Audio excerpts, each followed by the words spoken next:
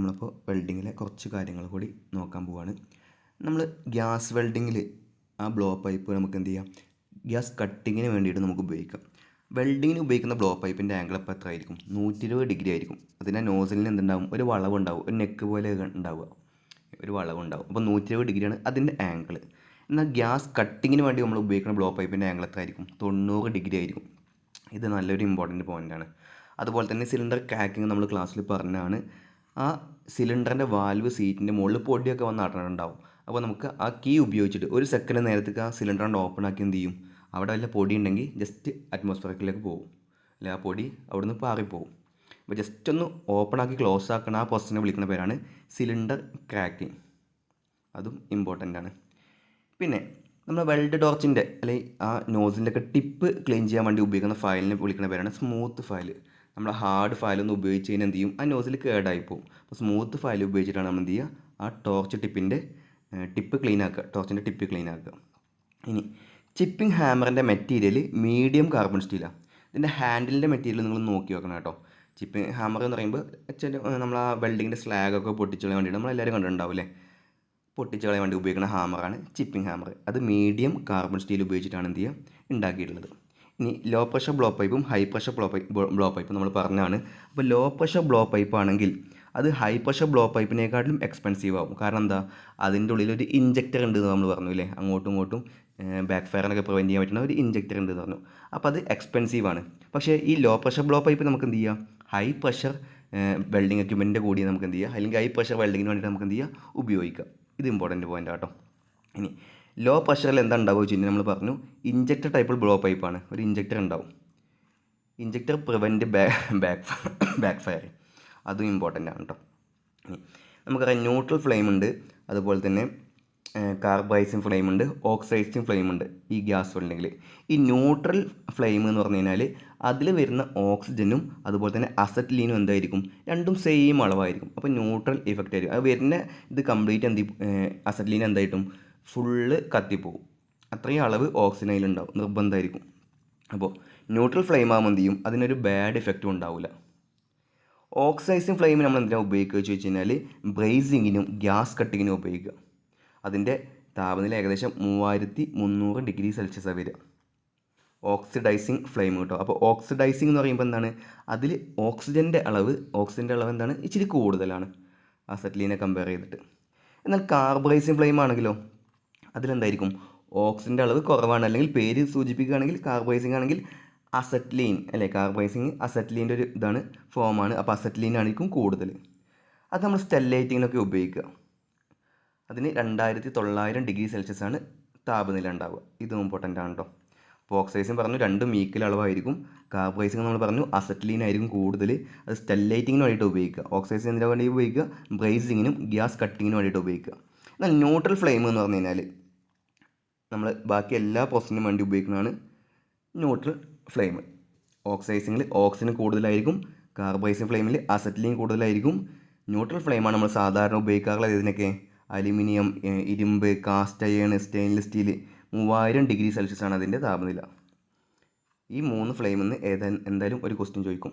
ഒന്നെങ്കിൽ അതിൻ്റെ അപ്ലിക്കേഷനാണ് സാധാരണ കണ്ടുവരാറുള്ളത്, അതിൻ്റെ അപ്ലിക്കേഷനാണ്.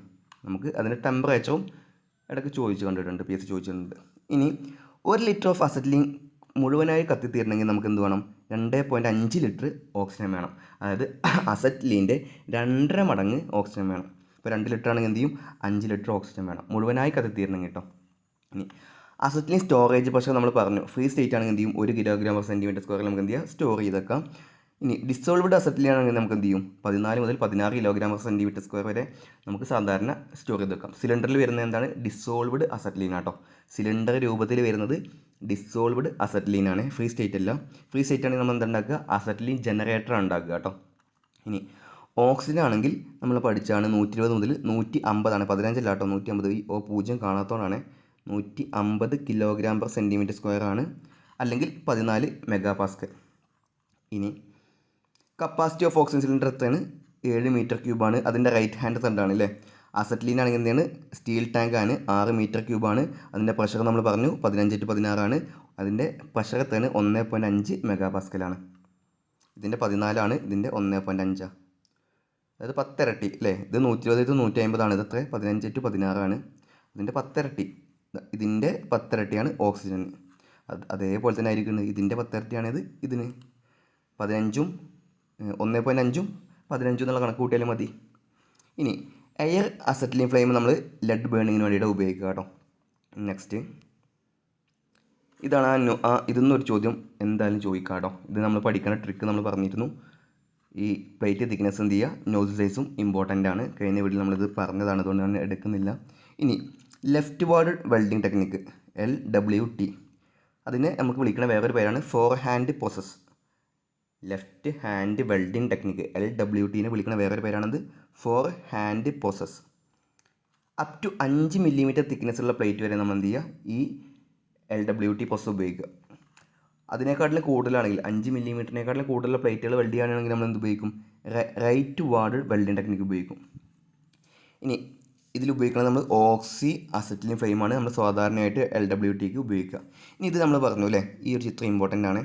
ഇതിൻ്റെ നോസിൽ നമ്മൾ പിടിക്കുക ഇങ്ങനെയാണ്. 60 മുതൽ 70 ഡിഗ്രിക്കാണ് എന്ത് ചെയ്യുക, നമ്മൾ നോസിൽ പിടിക്കുക. മറ്റേ കയ്യിൽ നമ്മൾ എന്ത് ചെയ്യും, ഫില്ലർ റോഡ് വെക്കും. ഫില്ലർ റോഡ് വെക്കുമ്പോൾ നമ്മൾ എന്ത് ചെയ്യുക, 30 മുതൽ 40 ഡിഗ്രിക്ക് വെക്കുക. റൈറ്റ് വാർഡ് വെൽഡിങ് ടെക്നിക്ക് ഇനി ഞാൻ ക്വസ്റ്റ്യൻ ബാങ്കിൽ പറഞ്ഞാണ്, അത് 50 ഡിഗ്രിയാണ്. ഇതിൻ്റെയും ആംഗിൾ പറഞ്ഞത്, അതൊന്ന് നോക്കണം കേട്ടോ. നമുക്ക് അടുത്ത് പഠിക്കാനുള്ളത് ഷീൽഡിങ് ഗ്യാസിനെ പറ്റിയിടാം. ഷീൽഡിങ് ഗ്യാസിന് 2-3 ഫങ്ഷൻ ഉണ്ട്. അതിൽ മെയിനായിട്ട് ഓക്സിഡേഷൻ അല്ലെങ്കിൽ കണ്ടാമിനേഷനൊക്കെ പ്രിവെൻറ്റ് ചെയ്യാൻ വേണ്ടിയിട്ടാണ്. നോക്കി നോക്കാം. സാധാരണയായിട്ട് ഇനേർട്ട് ഗ്യാസുകളാണ് ഉപയോഗിക്കുക, പക്ഷേ കാർബൺ ഡൈ ഓക്സൈഡും അങ്ങനത്തെ കുറച്ച് ഗ്യാസ് ഉപയോഗിക്കും. നമുക്ക് ആദ്യം നോക്കാം കേട്ടോ. ഒന്ന് ഇനേർട്ട് ഗ്യാസ് നമുക്ക് ഉപയോഗിക്കാം, അതുപോലെ തന്നെ റിയാക്റ്റീവ് ഗ്യാസ് നമുക്ക് ഉപയോഗിക്കാം, ഗ്യാസ് മിക്ചേഴ്സ് ഉപയോഗിക്കാം. ഈ റിയാക്റ്റീവ് ഗ്യാസ് ചിലർക്ക് ഡൗട്ട് ആവും, പക്ഷേ അതും നമുക്ക് എന്ത് ചെയ്യുക, ഷീൽഡിങ് ഗ്യാസ് ആയിട്ട് നമുക്ക് എന്ത് ചെയ്യുക, ഉപയോഗിക്കാം. അതിൽ ഇനേർട്ട് ഗ്യാസിനെ പറ്റി ആദ്യം നമുക്ക് നോക്കാം.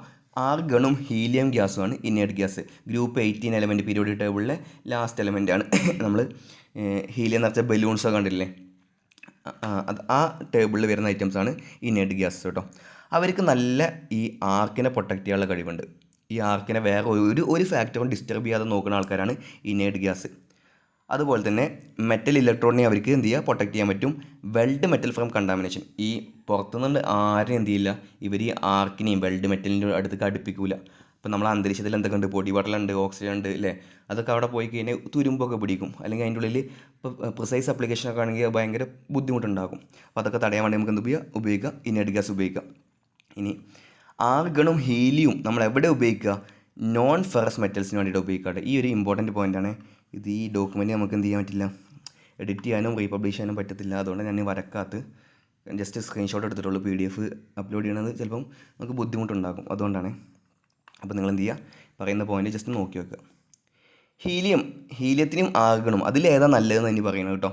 Helium has A very good conductivity and conduct heat better than argon. അപ്പോൾ ഹീലിയം എന്ത് ചെയ്യും, ഈ ഉണ്ടാകുന്ന ആ വെൽഡിങ് റോഡിൽ നിന്ന് ഉണ്ടാകുന്ന ഹീറ്റിനെ നമ്മൾ എന്ത് ചെയ്യും, ആ ഏരിയയിലേക്ക് കറക്റ്റായി ഡിസ്ട്രിബ്യൂട്ട് ചെയ്യും. പക്ഷേ ആർഗൺ എന്താണ്, ഇച്ചിരി കണ്ടക്റ്റ് ലെസ്സാണ്, ഹീറ്റിനെ വല്ലാണ്ട് കുറച്ച് കണ്ടക്ട് ചെയ്യുള്ളൂ. ആർഗണും ഹീലിയം അപേക്ഷിച്ച് വെച്ച് നോക്കുമ്പോൾ helium is a better conduct to ഹീറ്റാണ് കേട്ടോ.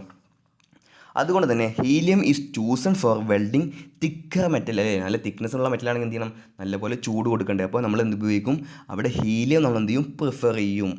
ഓക്കെ ആണോ? Therefore, helium is chosen for welding thicker metal as well as high conductivity metals like കോപ്പറും അലുമിനിയം. തിക്കർ മെറ്റലും മാത്രമല്ല കോപ്പറും അലുമിനിയം ഒക്കെ വെൽഡ് ചെയ്യുമ്പോൾ നമ്മൾ ഏതാ ഉപയോഗിക്കുക, ഹീലിയമാണ് ഉപയോഗിക്കുക. കാരണം എന്താ, അത് ഹീറ്റിനെ ബെറ്ററായിട്ട് എന്ത് ചെയ്യും, കടത്തി വിടും. ഇതൊക്കെ കോപ്പർ, അലുമിനിയം, തിക്കർ മെറ്റൽ 3 പോയിൻ്റാണ്. കോപ്പർ, അലുമിനിയം കനം കൂടിയ മെറ്റൽസ്. എന്നാൽ കനം കുറഞ്ഞ മെറ്റൽസായി അല്ലാതെ അതേപോലെ തന്നെ ലോവർ കണ്ടക്റ്റിവിറ്റിയുള്ള ആർഗൺ എന്ത് ചെയ്യുക, ബെറ്റർ ചോയ്സ് ആയിട്ട് നമുക്ക് ഉപയോഗിക്കാം. കനം കുറഞ്ഞ മെറ്റീരിയൽ നമ്മൾ എന്ത് ചെയ്യും, ജസ്റ്റ് വല്ലാണ്ട് ഹീറ്റൊന്നും വേണ്ട, ജസ്റ്റ് ആ വെൽഡ് ചെയ്യാൻ വേണ്ടിയുള്ള ഹീറ്റ് മാത്രം മതി.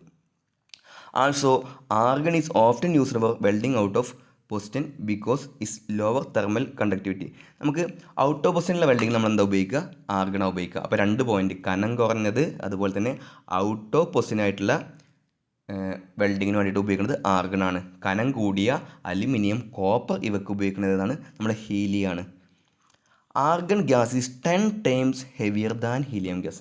ഇത് ഇമ്പോർട്ടൻറ്റ് പോയിൻ്റാണ്. ഇതിൻ്റെ ഡെൻസിറ്റി എന്താണ്, ആർഗൺ നമ്മൾ തൂക്കി നോക്കി, ഹീലിയം തൂക്കി നോക്കി, അപ്പോൾ ആർഗൺ ഹീലിയത്തിൻ്റെ 10 ഇരട്ടി ഉണ്ടാവും. അതുകൊണ്ട് തന്നെ കുറച്ച് ആർഗൺ ഗ്യാസ് മാത്രം മതി നമുക്ക്. ഇപ്പോൾ ഹീലിയം ഗ്യാസ് കുറച്ചുണ്ട്, അതേ അളവിൽ ആർഗൺ ഉണ്ടെങ്കിൽ നമുക്ക് എന്ത് ചെയ്താൽ മതി, ആർഗൺ കുറച്ച് ഉപയോഗിച്ചാൽ മതി. Argon is 10 times heavier than helium gas. Okay ആണോ?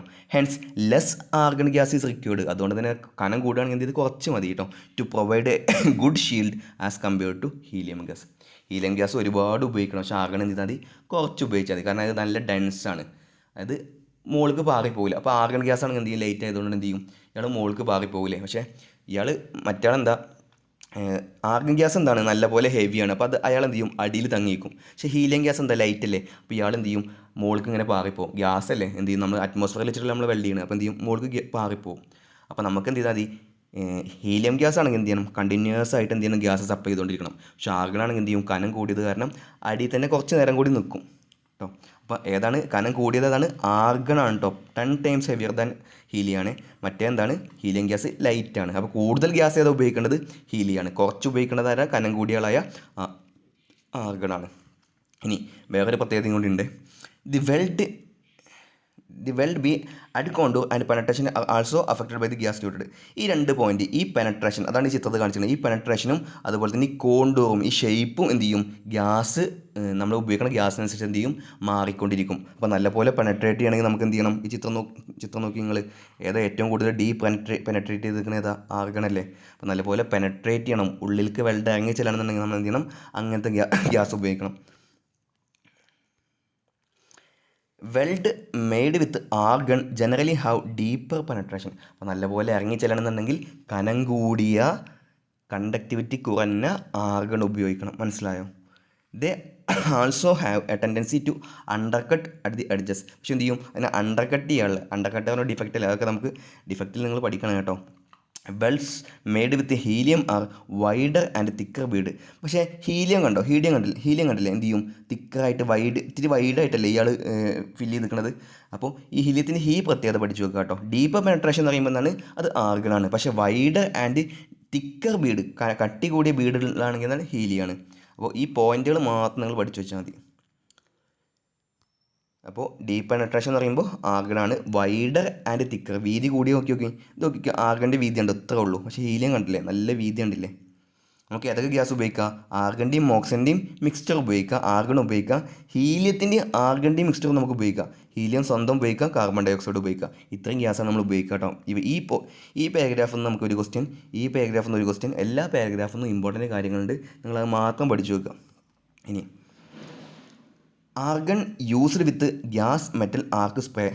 ഈ സ്പ്രേ ട്രാൻസ്ഫർ പ്രോസസ്സിന് നമുക്ക് എന്ത് ചെയ്യാം, ആർഗൺ ഉപയോഗിക്കാം കേട്ടോ. കാരണം എന്താ, ടു പ്രൊഡ്യൂസ് ഡീപ്പർ പെനട്രേഷൻ ഉള്ള ഏതാണ്, ആർഗനാണ്. അതുകൊണ്ട് നമുക്ക് എന്ത് ഉപയോഗിക്കാം, ഗ്യാസ് മെറ്റൽ ആർക്ക് സ്പ്രേ ട്രാൻസ്ഫറിന് നമുക്ക് എന്ത് ചെയ്യാം, ഉപയോഗിക്കാം കേട്ടോ. Spray transfer occurs more easily in argon than helium. അതാണ് പറഞ്ഞ്, ആർഗനാണ് നമ്മൾ എന്ത് ചെയ്യുക, സ്പ്രേ ട്രാൻസ്ഫറിൽ ഉപയോഗിക്കുക. കാരണം എന്ത് ചെയ്യും, യൂണിഫോം ആയിട്ടും മോർ ഈസിലി ആയിട്ടും എന്ത് ചെയ്യുക, നമുക്ക് എന്ത് ചെയ്യും, ഈ സ്പ്രേ ട്രാൻസ്ഫർ നടക്കും. ഇനി ഗ്യാസ് മിക്സ്ചേഴ്സ് ഏതൊക്കെയാണ് GMAW ഉപയോഗിക്കുക എന്ന് നമ്മൾ പറയുന്നത്. ആദ്യമായിട്ട് നമുക്ക് എന്ത് ചെയ്യുക, കാർബൺ ഡൈ ഓക്സൈഡ് ഉപയോഗിക്കുക. കാർബൺ ഡൈ ഓക്സൈഡ് പറയുമ്പോൾ കാർബണിൻ്റെയും ഓക്സിജൻ്റെയും ഒരു മിക്സ്ചർ അല്ലേ, അതായത് പ്യുവർ ഗ്യാസ് അല്ല. ഓക്കെ ആണോ? കാർബണിൻ്റെയും ഓക്സിജൻ്റെയും മിക്സറാണ്.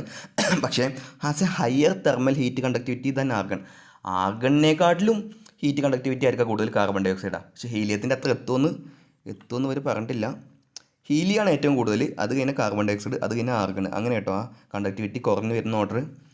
This gas requires A higher voltage than argon. ഈ ഗ്യാസ് എന്ത് ചെയ്യണം, നമ്മൾ കത്തിച്ച് വിടുകയാണെങ്കിൽ എന്ത് ചെയ്യണം, നല്ലപോലെ കറണ്ട് കൊടുക്കണം, വോൾട്ടേജ് കൊടുക്കണം.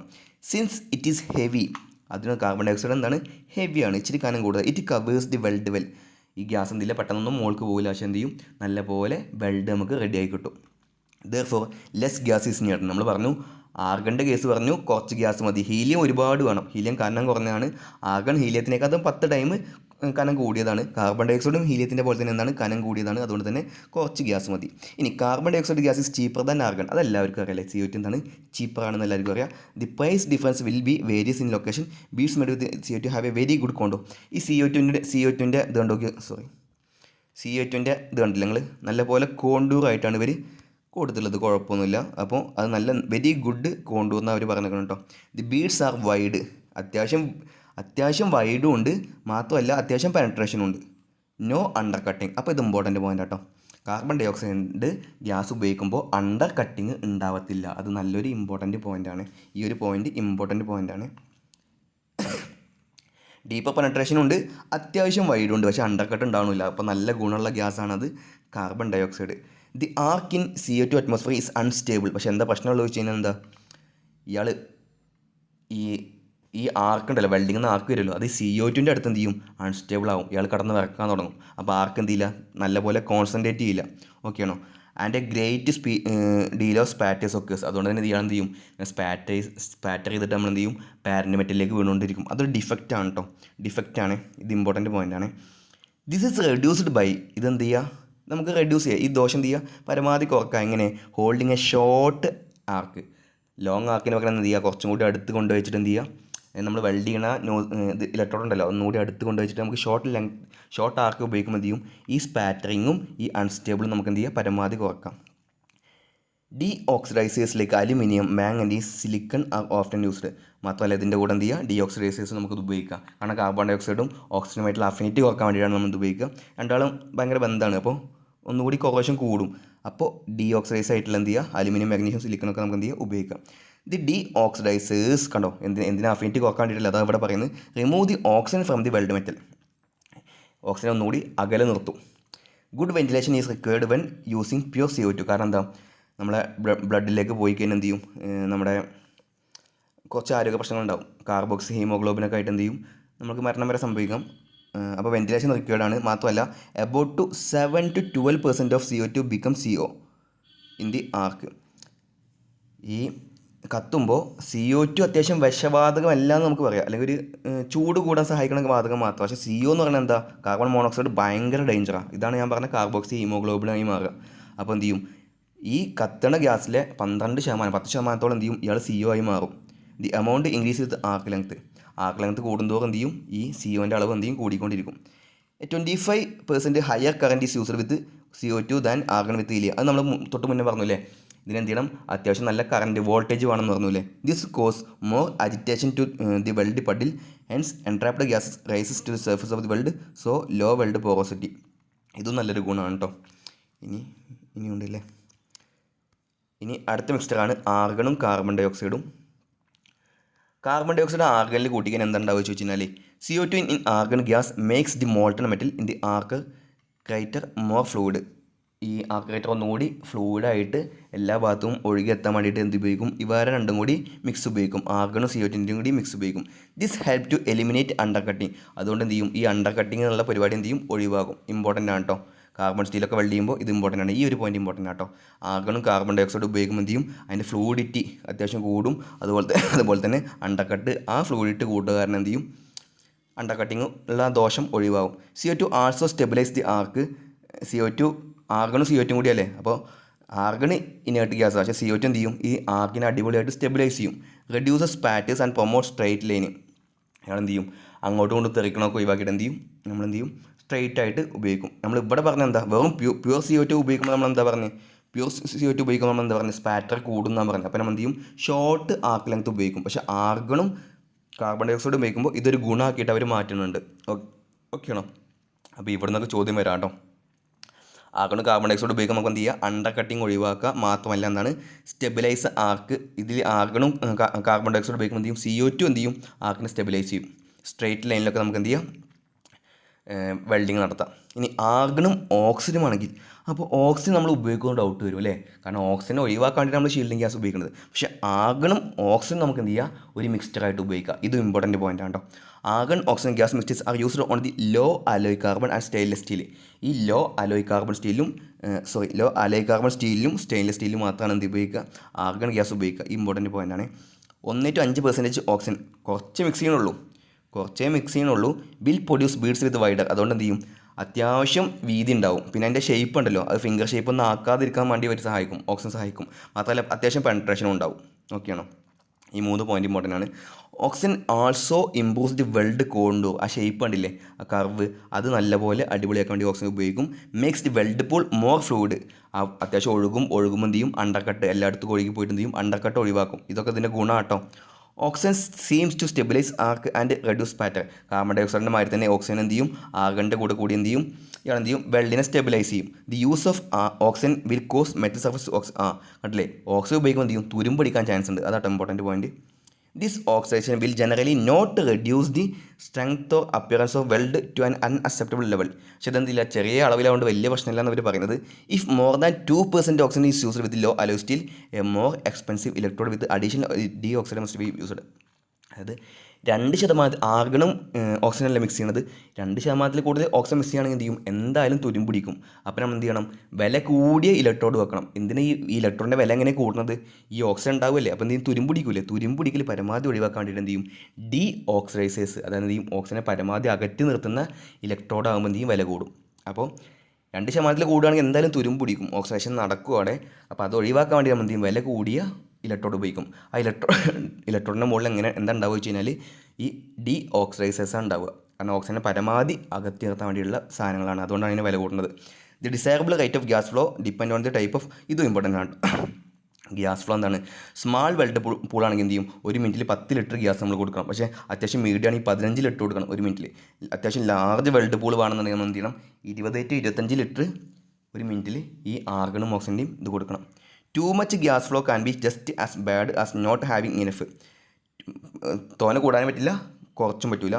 The reason being that if the gas flow is too high it will come out of the MIG torch. ആ ടോർച്ചിൻ്റെ പുറത്തേക്ക് എന്ത് ചെയ്യും, ഇയാൾ വരുന്നതാണ്. ഈ ടേബിളിൽ നിന്ന് ചോദ്യം ചോദിക്കും കേട്ടോ, ഇമ്പോർട്ടൻ്റ് ആണ്.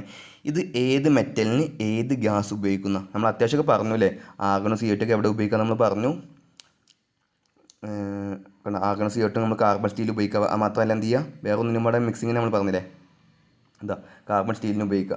അപ്പോൾ ഇത് മാത്രം പഠിച്ചാൽ മതി. പിന്നെ ഇതാണ് നമ്മളിപ്പോൾ വായിച്ചത്, ഗുഡ് ആർക്ക് സ്റ്റേബിൾ, ഇതാണ് നമ്മൾ വായിച്ചത്. അപ്പോൾ ഈ ടേബിൾ മാത്രം വായിച്ചാലും മതി. ഓക്കെ ആണോ? നമുക്ക് ലാസ്റ്റ് ടോപ്പിൽ കിടക്കാം. എന്താണ് റിപ്പയർ ആൻഡ് മെയിൻ്റനൻസ് കേട്ടോ. അതായത്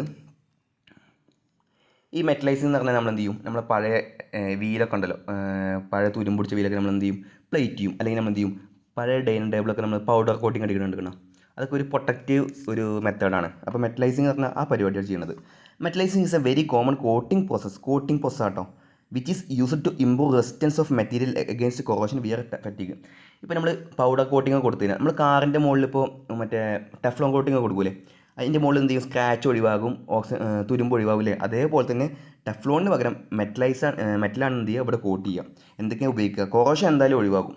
പിന്നെ തേയ്മാനം, അതായത് നമ്മൾ സ്ക്രാച്ചിങ്ങും ഫറ്റിങ്ങും എല്ലാം എന്ത് ചെയ്യും, ഒഴിവാകും ഈ മെറ്റലൈസിങ് ചെയ്ത് കഴിഞ്ഞാൽ. കാരണം ഒരു മെറ്റലിൻ്റെ മുകളിൽ വേറെ മെറ്റലിനെ ജസ്റ്റ് ഒന്ന് കോട്ട് ചെയ്യാണ്. അതിന് കുറച്ച് പ്രോസസ്സ് ഉണ്ട് കേട്ടോ. Metallize is general name of technique of coating metal. Metal coating may be decorative, അതെ ഡെക്കറേറ്റീവ് ആവാം, കുഴപ്പമില്ല. പ്രൊട്ടക്റ്റീവ് ആണ്, കുഴപ്പമില്ല. ഫംഗ്ഷനിൽ എന്തെങ്കിലും ഫംഗ്ഷന് വേണ്ടിയിട്ടായിരിക്കും, അത് തിളങ്ങാൻ വേണ്ടിയിട്ടോ അല്ലെങ്കിൽ സ്ക്രാച്ച്, കുട്ടികൾ എപ്പോഴും വരടുകയാണ് എഴുതിക്കും. കുഞ്ഞു കുട്ടികൾ വരടുകയാണെങ്കിൽ നമ്മൾ എന്ത് ചെയ്യും, ടെഫ്ലോൺ കോട്ടിംഗ് ഉപയോഗിക്കൂലേ. അതേ ഉള്ളൂ. ഓരോ ഫംഗ്ഷനിലാണ് ഡെക്കറേറ്റീവ് ആണ്, പ്രൊട്ടക്റ്റീവ് ആണ്.